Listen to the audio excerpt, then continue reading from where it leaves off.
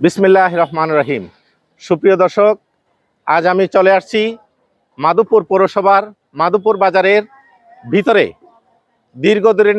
দীর্ঘদিনের পুরনো যে পুকুরটি রয়েছে, সেই পুকুরটি, শত বছরের সেই পুকুরটিকে আমরা জানি যে কিছুদিন পূর্বে উদ্ধার করা হয়েছে। কিন্তু একটি উদ্ধারকল্পে এই পুকুরটিকে কেন্দ্র করে এখানে একটি সুন্দর দৃষ্টিনন্দন পার্ক এবং একটি ওয়াকওয়ে নির্মাণের যে প্রকল্প হাতে নেওয়া হয়েছিল প্রশাসনের পক্ষ থেকে, যদিও ওয়াকওয়েটি নির্মাণ হয়েছে, কিন্তু আপনারা দেখতে পাচ্ছেন যে এর আশেপাশে অসংখ্য ময়লা ফেলে, বিভিন্ন হোটেল বাসাবাড়ি থেকে বিভিন্ন রকম ময়লা ফেলে এই ওয়াকওয়েটাকে আবার ময়লা করা হচ্ছে।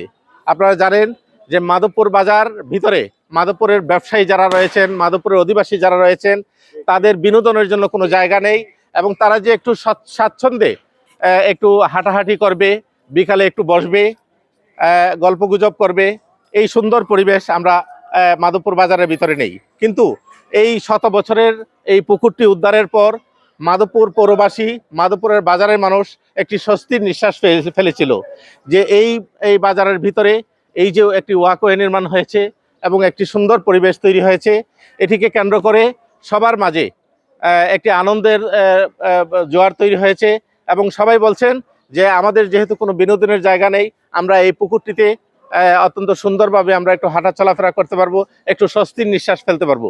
কিন্তু আপনারা দেখতে পাচ্ছেন যে এই সাইডে অসংখ্য ময়লা ফেলা হচ্ছে চারিদিকে। আমরা যদি দেখি প্রচণ্ড দুর্গন্ধ রয়েছে।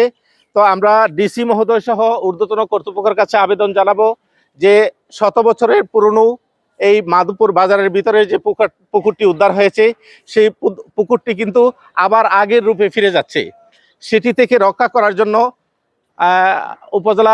উপজেলা নির্বাহী কর্মকর্তার কাছে আমি কয়েকবার আবেদন জানিয়েছি যে আপনি এই পুকুরটিকে একটু সরেজমিনে দেখেন, এবং তিনি হয়তো কর্ণপাত করেননি। কিন্তু আমি আবারও ডিসি মহোদয় সহ ইউনো মহোদয় সহ সবার কাছে অনুরোধ জানাবো যে মাধবপুর বাজারবাসীর স্বস্তির নিঃশ্বাস ফেলার একটি জায়গা হচ্ছে এই মাধবপুর বাজারের ভিতরের ওয়াকওয়ে করা, অল্প নির্মাণ করা এই ওয়াকওয়েটি।